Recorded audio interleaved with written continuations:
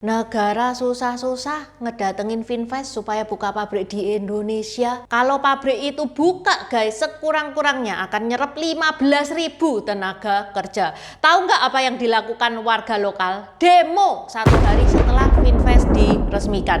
Otaknya di mana coba? Invest triliunan bisa hilang loh gara-gara ini. Dikira nggak susah apa ngedatengin, ngerayu investor-investor asing supaya nanam modal di Indonesia? Udah bagus ada investor yang mau nanam modal di Indonesia. Udah bagus ada investor yang mau mempekerjakan 15.000 nyawa. Warga bukannya melindungi malah mendemo. Demi apa negara itu susah-susah merayu perusahaan asing supaya invest di Indonesia? Ya demi warganya, supaya bisa hidup sejahtera, supaya nggak jadi pengangguran, supaya kalian ada duit.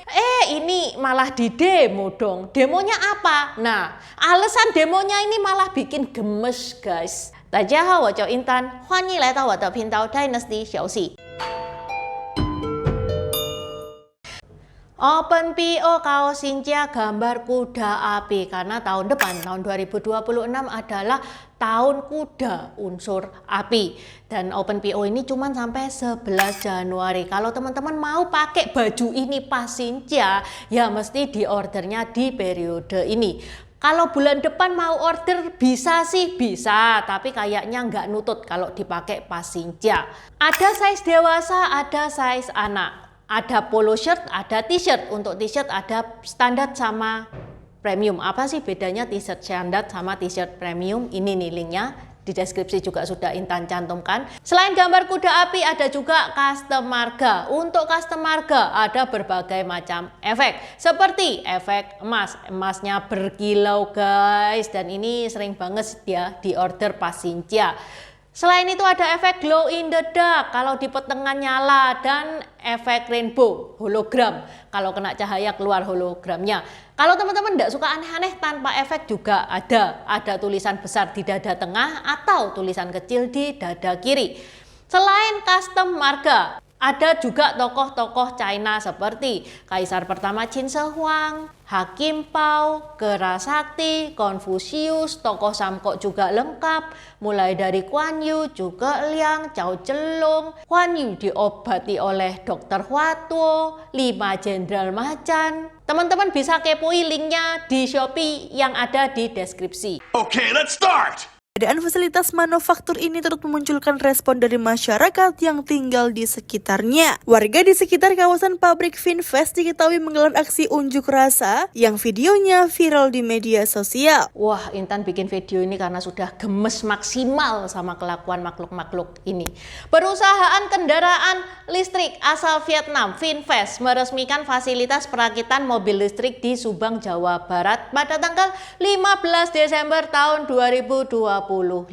Besoknya tanggal 16 Desember langsung didemo sama warga lokal. Subang.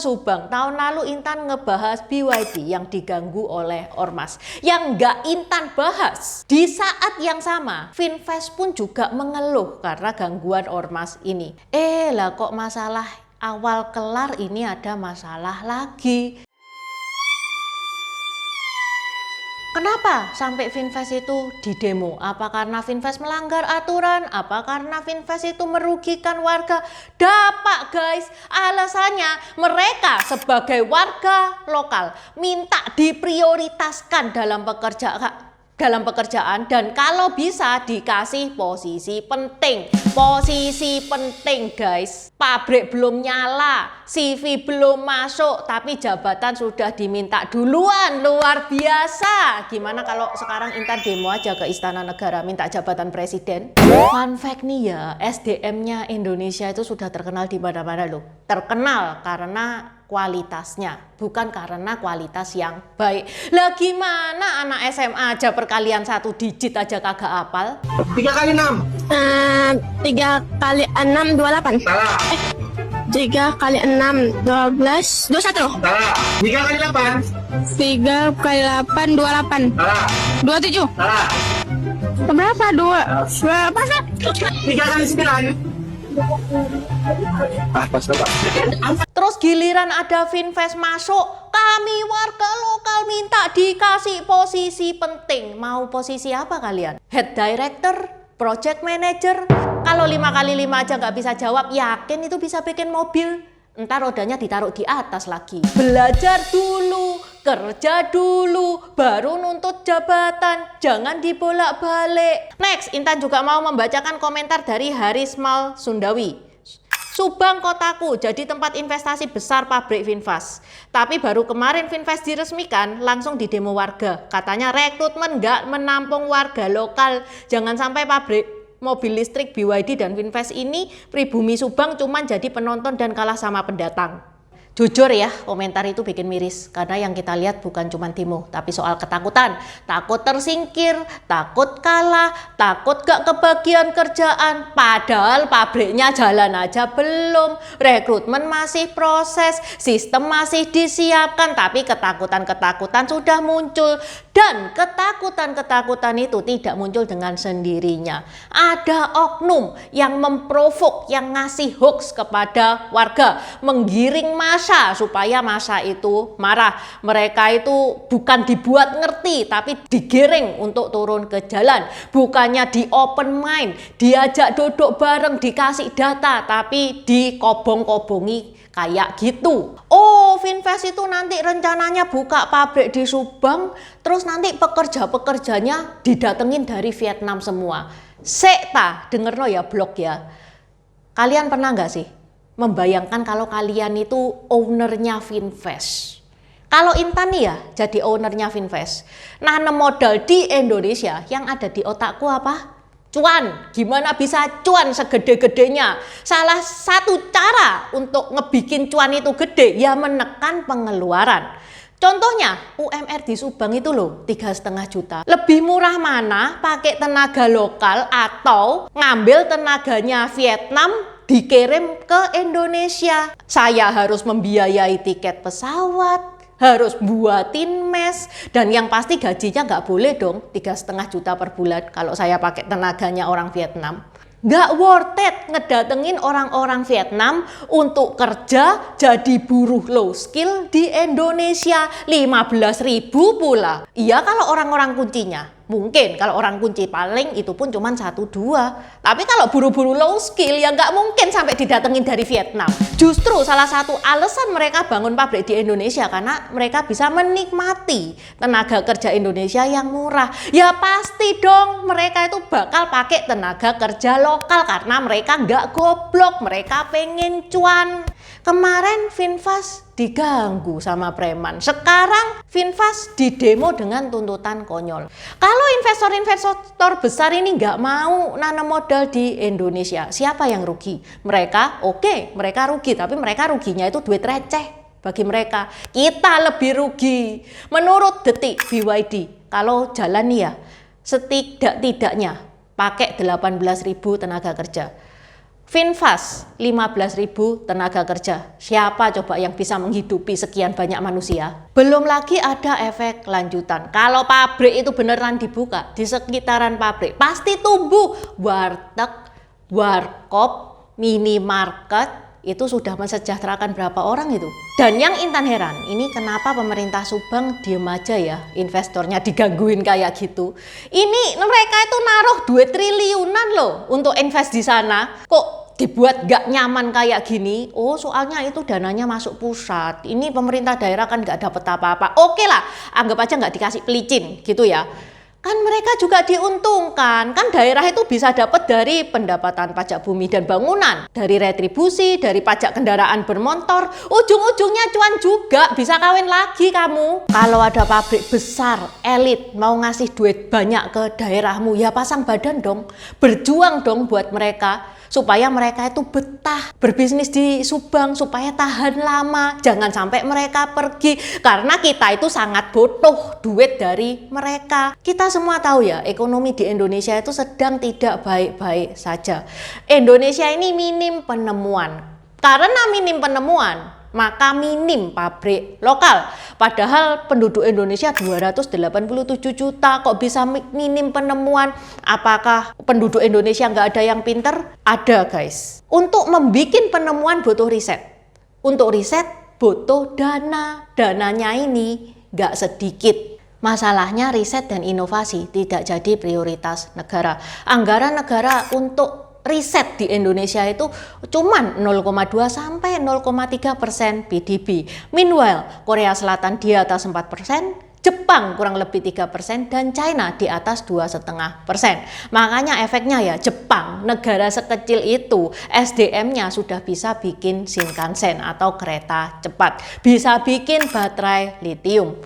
Pabrik banyak di Jepang. Korea menemukan K-pop. Ya oke lah, K-pop nggak butuh pabrik ya, tapi ini lumayan untuk industri, untuk pemasukan negara itu lumayan. Andai kata barang pun oke. Korea menemukan smartphone modern yang kita pakai sekarang, Samsung.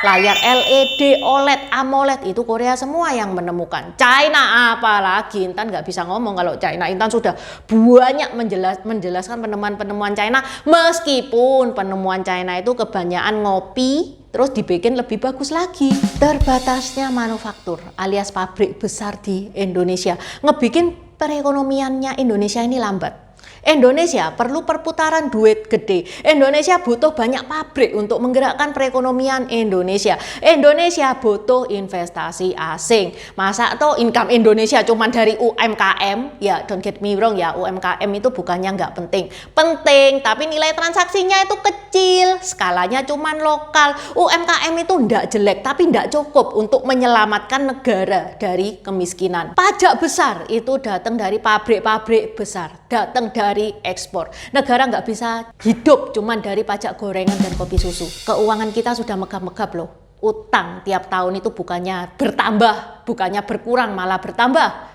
Padahal koruptor juga sudah banyak yang dipenjara. Terus kalau investor asing digangguin terus, Indonesia mau mendapatkan pemasukan dari mana? Kalau negara ini kekurangan duit, apa pajak kita mau dinaikkan lagi? Apa pajak kita ini kurang gede apa gimana? Suka nggak suka, sebenarnya pemerintah itu sudah mengambil langkah yang benar. Ngundang investor-investor besar supaya invest di Indonesia. Menteri Investasi dan Hilirisasi Pak Rosan itu bilang ada 7 merek yang bakal bangun pabrik mobil listrik di Indonesia. Wah, keren banget ini. Nilainya fantastis, 15,4 T. Yaitu BYD, Citroen, Ion, Maxus, Geely, VinFast, dan yang paling gede adalah Volkswagen. Keren kan? Kalau pabrik-pabrik mobil ini semuanya jadi invest di Indonesia, perputaran duit di Indonesia bakal gede. Indonesia perekonomiannya bakal maju. Dan ini adalah peluang emasnya Indonesia. Lapangan kerja banyak, transfer teknologi, ekonomi daerah bergerak. Kalau peluang kayak gini kita rusak sendiri, ya nggak tahu dah buat mau ngomong apa. Next point, transfer teknologi. Tak kasih tahu ya guys ya. China. Begitu Tesla mengiyakan mau invest di Shanghai, buka pabrik tuh di Shanghai, yang mana Tesla merekrut ribuan engineer dan teknisi kerja dari Shanghai, diperkerjakan kan di Tesla. Mereka belajar loh manajemen pabriknya kayak gimana, quality control EV-nya gimana, integrasi software dan hardware-nya itu kayak gimana. Beberapa tahun kemudian orang-orang itu banyak yang resign dari Tesla, kemudian mereka kerja di pabrik mobil EV yang ada di China. Hasilnya apa? Sekarang kita lihat, mobil China, mobil listrik China, bagus-bagus kan kualitasnya. Selain itu, Tesla juga memaksa supplier-supplier China untuk ngebikin komponen Tesla sesuai standarnya Tesla. Wah, Tesla ini rewel banget, juaji. Tesla itu terkenal presisi tinggi, toleransi ketat, kecepatan produksinya kayak gimana, konsistensi kualitasnya kayak gimana. Ini bahasa Inggrisnya itu zero defect mindset.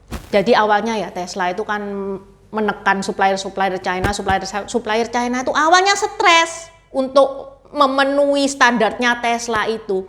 Tapi setelah akhirnya dipakai tuh sama Tesla, perusahaannya itu naik standar loh. Ada efek domino setelah dia dipakai Tesla. BYD, NIO, Geely, mobil-mobil Eropa itu pada kulak di dia semua. Karena kalau sudah lolos Tesla, pasti lolos brand lain. Ini yang bikin China itu sekarang nggak bisa dianggap pabrik murahan.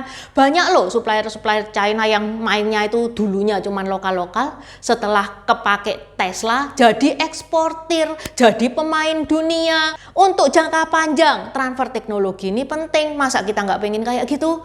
Masa kita ke depannya nggak pengen buat mobil sendiri? Masa kita mau terus-terusan macul? Eksploitasi ekspor sumber daya alam sampai gundul semua tuh hutannya.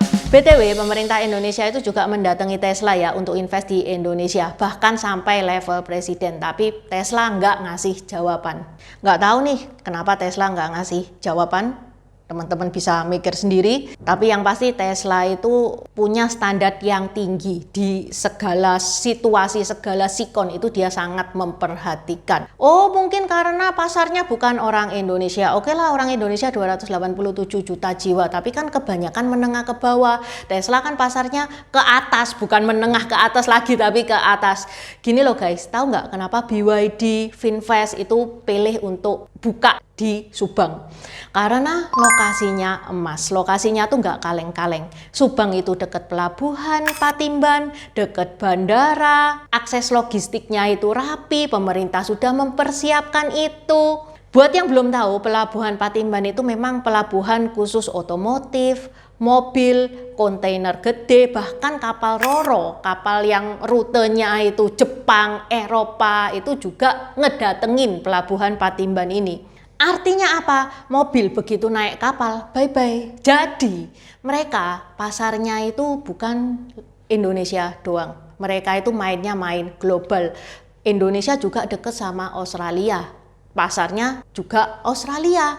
Mereka milih Subang karena ekspornya itu gampang. Jadi Intan kepikiran ini, kenapa ya Tesla itu nggak mau buka di Indonesia? Apa karena salah satunya itu faktor SDM? Kalau menurut teman-teman gimana? Tulis di kolom komentar ya. Terima kasih udah nonton channel ini sampai habis. Dukung aku terus berkarya dengan klik subscribe dan bunyikan lonceng di bawah ya guys.